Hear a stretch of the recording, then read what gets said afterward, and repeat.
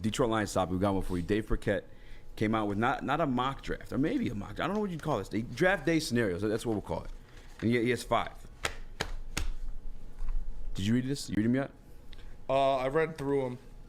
All right, let's go through them together then, because I have scenario number 4, 5. So I'm missing the sheet or misplaced it. So how about you read to us scenario number 1? Okay, so scenario number 1 is called Vegas, baby. The trade. Lions move down 1 spot from number 6 to number 7 in the first round and get the Raiders' 4th round choice, number 109 overall, and a 4th round pick in 2024. And at number 7, the Lions take Tyree Wilson, Texas Tech. He says, I had the Lions taking Wilson at number 6 in my first 2 mocks, so grabbing a couple extra picks to move down 1 spot and still getting the pass rush help for your defense is a win. According to the trade value chart, the Raiders should pay their 3rd round pick, number 100, to move up, but Vegas's 4th round pick is 9 spots later. The Lions don't currently have a 4th rounder, and there's value in adding an extra pick next year. Admittedly, the scenario seems unlikely. ESPN analyst Todd McShay said in a conference call Wednesday his sense is that if it's not a quarterback named Stroud or Young, the Raiders are just not interested in moving up, but even probably taking a quarterback at number 7. But there's a lot of smoke this time, and of year, and new Raiders starter Jimmy Garoppolo is a Band-Aid solution, albeit on a 3-year deal. So he has him moving down 1 spot, getting 2 4th-round picks, 1 this year, 1 next year, and still grabbing Tyree Wilson. How do you feel about that? Hate it. You hate it? We're just trading. We're going down 1 spot. Yes. For just two 4th-round picks. Yes. I mean, I guess you're getting the same guy. Can't complain. But I don't know. I don't hate it. I'll tell you. Okay. I was going to say, how can you hate that? I'll backtrack. I found my sheet, by the way. Well, I don't know. How do you feel? I mean, I'm not in love with the Tyree Wilson pick. That's the other part of it. That's the only thing for me. I mean, if you're getting that guy anyways, moving down 1 spot, getting a couple extra picks, I like that. But I'm not in love with drafting Tyree Wilson there. That's part of it, too. I'm not in love with drafting Tyree Wilson either. And it's not that he's necessarily like a bad player. It's just like I don't have a great feeling about him. Yeah. To put to and it's not a position of need. Yeah, and we have Tyree Wilson. Oh, we have Tyree Wilson at home. Mm-hmm. And Romeo Okwara. I've said that time and time over and over again. Like I don't get why people are just trying to forget that this guy can still play. He came in last year, was a little rusty. He still gave you a 2-sack game. Was still out there doing things. Like, don't sleep on Romeo Okwara this year. That's why I was so shocked by the amount of money he gave back to the organization. But I'm not in love with the pick, and I'm also just not in love with only getting 2 4th-rounders out of it. Like I think of these draft picks higher than a lot of other people because I also thought the Bears could have got more too. But maybe times have changed. I don't know. Scenario 2 is a A-Town 2-step, and this one's the Lions moved down 2 spots from 6. By the way, Dave Birkett saying A-Town 2-step. That's pretty funny. That's pretty funny. But anyway, Lions moved down 2 spots from number 6 to number 8 to get Atlanta's 3rd rounder, number 75th overall, and a 6th round pick in 2024. So they moved down from 6 to 8, and then with that they draft cornerback out of Illinois, Devon Witherspoon. Mm-hmm. Now I'm more turned on by that than the Tyree Wilson pick for sure. I like that pick better. But again, maybe I'm just overvaluing the 6th overall pick, but it's a top 10 pick. Again, moving down 2 spots though, you're not going to get that much. Do you think it's? Yeah, I mean that's fair, but I mean I don't know.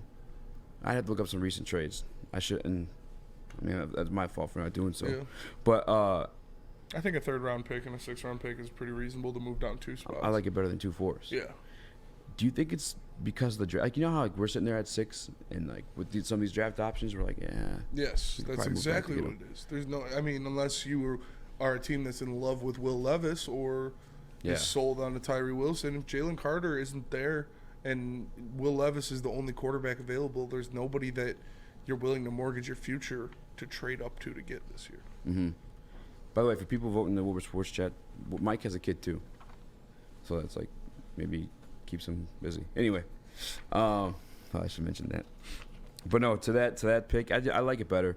But yeah, I think that's why there's less value. I'm assuming that's why there's less value. But then again, the Bears' number 1 overall went for way like less than I thought it could have went for. And this is a similar draft too. I'm sorry, I'm thinking out loud. I keep pausing like that, but I'm thinking back to like the Trey Lance and not Trey Lance, but I think there was a run of 3 or 2 got. It went Trevor Lawrence, Zach Wilson, Trey Lance, yeah. Yeah. And there's never been more than a run of 3, by the way, too. I just found out recently. So there's quarterbacks there, and even that pick went for less, in my opinion. I don't know. Because even Trey Lance in that very draft went for a fuck ton. Yeah. What up, Chris? You had a question?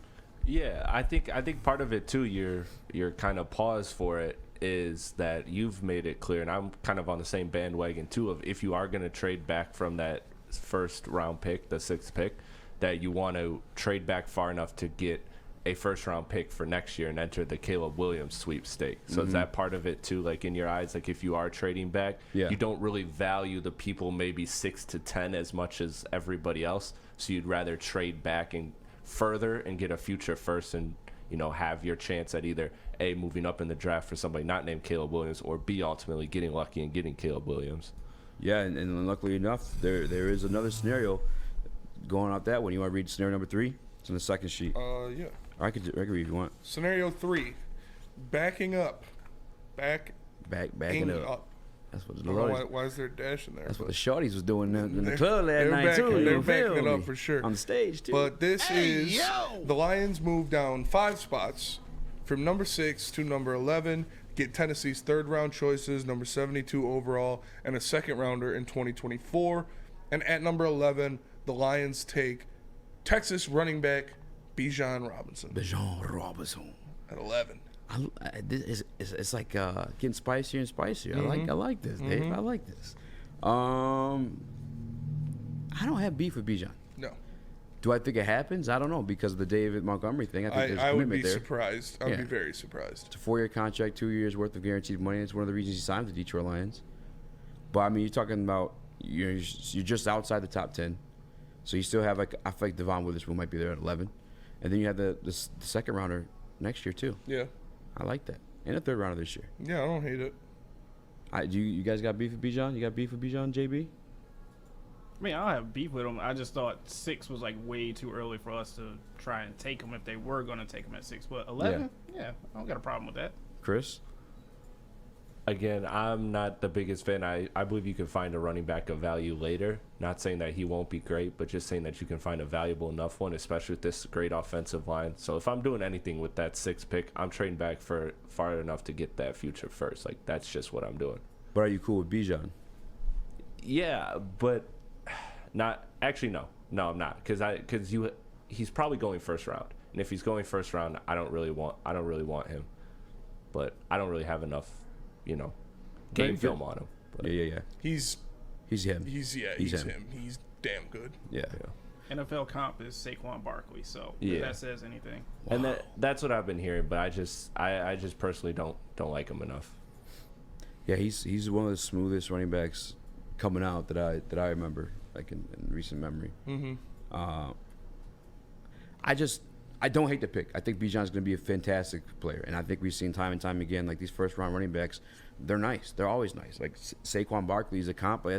You get excited about that because Saquon's pretty fucking sick. Yeah. When healthy. Yes. And by the way, he's bounced back from having those injuries and still is a fucking beast. Travis Etienne, probably I think the most recent one. Travis Etienne's a dog too. My guy in Pittsburgh, I can't think of his name. Najee Harris. I like Najee Harris. What do you think about that? Actually, looking back at him as a 1st-round running back. I mean, I think he's a damn good player. They had no offensive line last year. Yeah. So that's part of like not loving the Bijan thing. Is again, we had Jamal. I read this every show. Jamal Williams had a career year, a fantastic year, behind this offensive line. Like you could, and with all due respect, Jamal is like a number 2 in a running back stable. Yeah. So like, give me. Yeah, I don't need. You don't need Bijan. Bijan. You have this offensive line that has made not even before Jamal Williams. I mean, we saw Craig Reynolds look really good. We saw Jamar Jefferson look good in spurts. Like, you can grab a guy later if you're really worried about running backs. There are going to be some available later in the draft. And I don't think using a 1st-round pick on a running back when you have this great offensive line that can make an average running back look good, I don't think that is a necessity. Okay. But we like the trade scenario, but we feel like we get more out of the picks. All right, I'm going to go ahead and read then scenario number 4. It's commanding a premium. My mind's so dirty, I read that and took it somewhere totally else. But the trade is the Detroit Lions moved down 10 spots to number 16. He must be watching the heavyweights. He won't answer our calls, but he watches the show. Because he says they moved down 10 spots to 16 and get Washington's 2nd choice Number 47, their fourth rounder, 118, and another second rounder in 2024, and give up the 6th-round choice at 194. I want a future first. Dude. You're moving down Yeah. 10 spots. That's why I think you start adding another first-rounder. Yeah. Especially if like a team is already that late in the draft, and I don't think Washington's going to be that, but maybe they think, or at least a fan base thinks, yeah, we're good enough to, like, once we get the guy who's worth number 6, like, we'll be good next year. Once we get Will Levis. Yeah. Yeah, they do need a quarterback, though. No, they believe in Sam Howell, apparently. My boy, Mike, the guy I want to take the Bryson to, he believes in Sam Howell, too. They ran him. He looked good at UNC his junior year. He was him before. Yeah, everybody left. Mm-hmm. Do you think Caleb Williams going to have a no, he'll still be him. No, Caleb Williams. Caleb Williams is him. Anyway, I apologize about that. In this year's draft class, though, with that number 16 overall pick that they get from Washington, they select cornerback out of Penn State, Joey Porter Jr. Where are we rating this one? I'm cool with it. I mean, I like Joey Porter Jr., obviously. I've been high on him for a while. But, again, if you're moving back 10 spots, I want to get a future first-round pick for it. Mm-hmm. Like, I feel like that's a big jump down to only get, 2 seconds? Like a second this year and a second next year and a fourth this year? Like, no. I'm gonna need you're gonna have to run that first round pick next year. Yeah. If you wanna get this 6th pick from 16, you're gonna have to run that first pick. I'm cool with them taking Joey Porter Jr. I like that a lot. Yeah. I think you could get a little more compensation for trading down like that. Bro, it's a top 10 pick. Mm-hmm. Man. Like, I get it if it's like 10 spots from like 11, 12, 13. Well, this is top 10. Like, Yeah. When people make lists and they're talking about the best or whatever, is usually top 10. Yeah. That's, come on now. And then you got the last one. Staying put. Scenario 5, staying put. At number 6, the Lions take Tyree Wilson, Texas Tech. He says, in this scenario, like the first one, the Lions end up with one of the top defensive talents in the draft, an imposing pass rusher who would complete their defensive line. Wilson has the traits to make scouts drool, and the Lions have a coaching staff to pull out his immense potential. Again, I don't think this makes the Lions a complete defensive line. I think an interior defensive tackle makes the Lions a complete defensive. I don't know how another end like that would make the Lions a complete defensive line. I don't love it. If you're stuck at 6, you take Tyree Wilson. I'm not going to kill you for it. I'm not going to be mad at it, but I'm not in love with it. Yeah. I'm sure he'll be a great player. Like, he's got this. He's a fucking giant human being, and he looks very skilled, but if Jalen Carter isn't there, I'll be pretty upset. I'll be barred too.